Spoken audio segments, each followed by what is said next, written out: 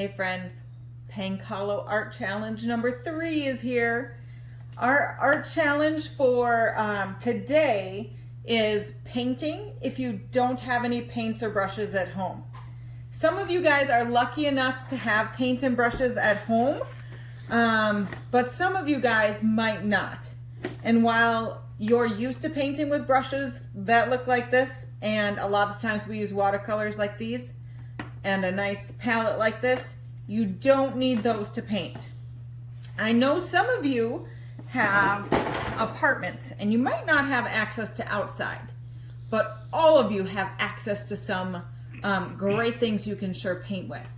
So if you do have access to the outside, you can grab some dirt from either your front garden, or maybe you can go on a nature walk and collect some dirt. You can make brushes like these out of sticks and found nature materials. We've got some grasses, some pine needles. This is a seed pod from a grass. And you can sure paint with those. Anna's gonna demonstrate painting with some of the natural materials. Now Cameron, let's say he doesn't have access to the mud. He sure has a lot of supplies here at home. We have some Crystal Light or Kool-Aid packets. Just use a teeny tiny bit of water. Tea makes a very fun thing to paint with. So we have black tea here and some herbal tea here. You can paint with any kind of soda pop that you have. If you have juices at home, you can paint with those. Maybe you have food coloring, soy sauce, or maybe your mom has some, or sister has some old makeup that she doesn't mind you painting with. We'll show you how to paint with those as well.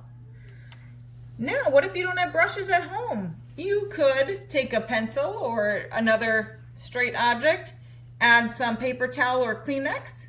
You could paint with little cotton balls. You could paint with Q-tips. Or I know we've all practiced painting with paintbrushes with Miss Kate at Pankalo. So you could use a lot of different materials that you can find right around your house to make paintbrushes. Also, you might even be able to find an ice cube tray, but a lot of people just use their refrigerator's ice cube maker instead of these nice ice cube trays. But if you wanted to mix up a bunch of colors, you could use a muffin pan. You could use some of these small Ziploc containers, or maybe you could find some caps from water bottles or Gatorade bottles to work in. There's lots of different ways that we can work together to find out what you have at home that you can paint with. So now we're gonna take a little bit of a break. I'm gonna let my kids get started on some painting, and we're gonna see how you do too.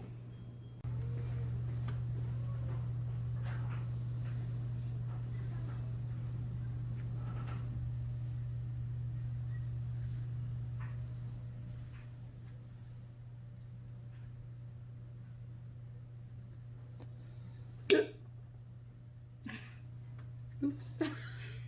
Just go in there. I'll get a different one. I'll never use this one. No.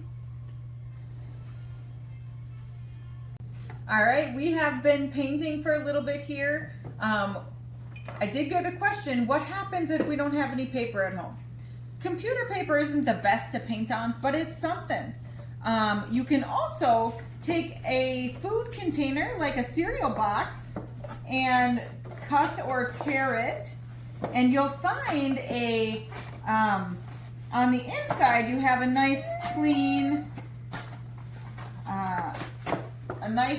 surface that you could certainly paint on. And I'm gonna help Levi do some painting on that. All right, we are just working on our mud painting here. We are using the inside of the cereal box. Levi and I doing some artwork together. Hey buddy, we're gonna do some painting. I can't wait to see what you guys come up with for paintings at home. All right, here are the creations that my 3 kiddos came up with.